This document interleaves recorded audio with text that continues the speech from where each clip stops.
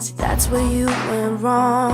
I know that you're so used to getting everything you want. Welcome to the MattyRocks experience and On the Road with MattyRocks, on location at the Music City Walk of Fame Park in the heart of Nashville, doing a pop-up interview with special guest Brianna Alomar. Hey! So I love what we're able to do because being in the music industry, when we're at a convention like NAMM, we get to see special artists, okay, like yourself who performed there. And we heard your voice in the distance. And we were on our way out, and we literally stopped, and we were firing up our equipment because we knew we had to catch this artist that was playing at the Framus booth. Thank you. So that's why we're here today, because when I saw you perform, I said, this is a girl that I have to interview. Aw, thank you so much. So let's start while we're fresh with NAMM. Yes. Why don't we start out by you taking us through your NAMM experience? Well, this was my first NAMM, so super exciting. I actually moved to Nashville like 2 years ago, so yeah, everything's, well, I guess not new anymore, but NAMM was new for me.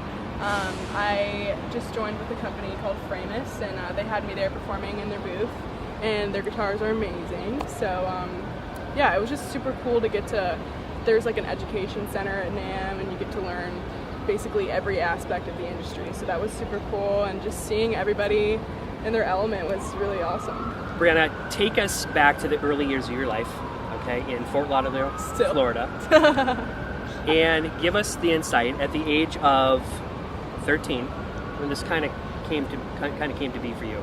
Well, I've always wanted to be something with the entertainment industry. I didn't really know what I wanted to be, but I started out in theater, and then I discovered music when I tried out for Annie, and I had to sing 32 bars of a song. So I started singing then, and then I decided that I wanted to be not just a singer, but I wanted to be an artist. So that's when I started songwriting when I was 13.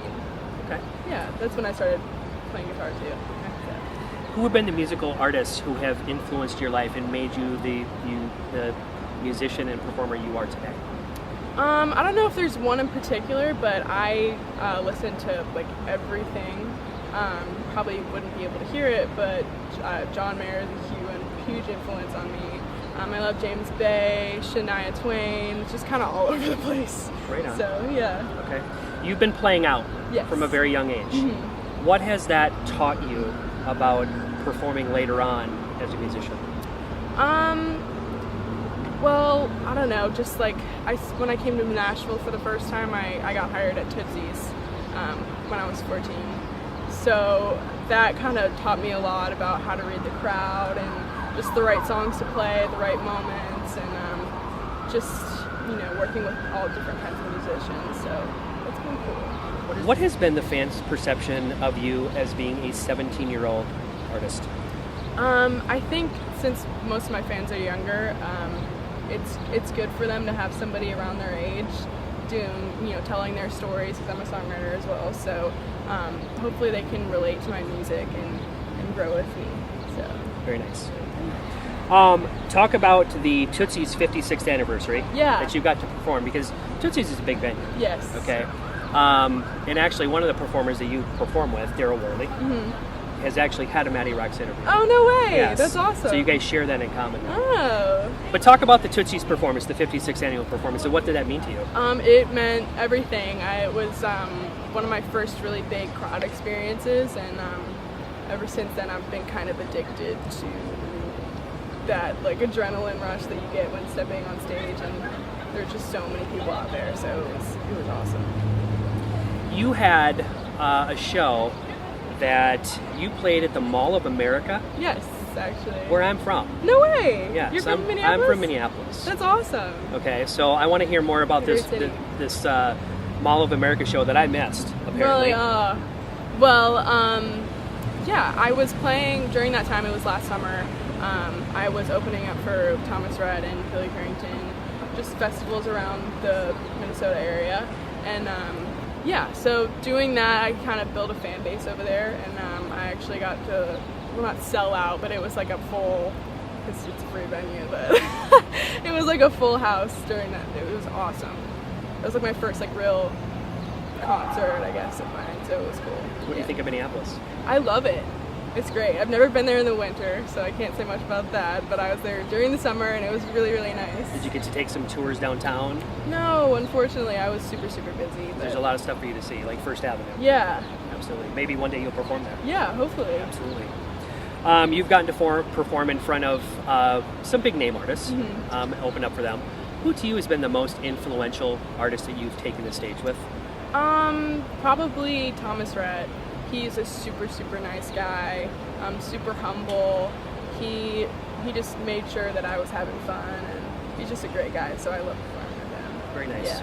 Very nice. You've also, at the age of 17, you've released an EP. Yes. And you've also reached number 2 on the Billboard. Yes. Hot Singles.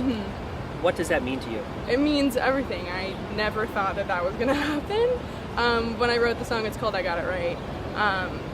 I was like, that was the first time I moved to Nashville, or came to Nashville, and I was 14. And I wrote it on my bedroom floor at like 2 in the morning, and I never thought that was going to happen. So it was super awesome for me. Good for you. Thank you. And you're working on your next album. What can fans expect from this new release from you? I think it's a little bit more mature, because I'm, growing as well. But I'm hoping that my fans will grow with me. It's not super mature, but it's a little bit different. So, yes, we just have to see. Absolutely.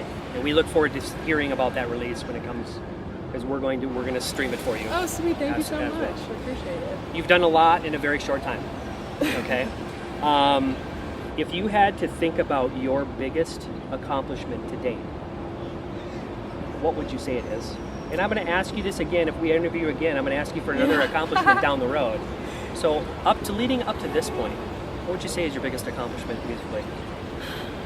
Probably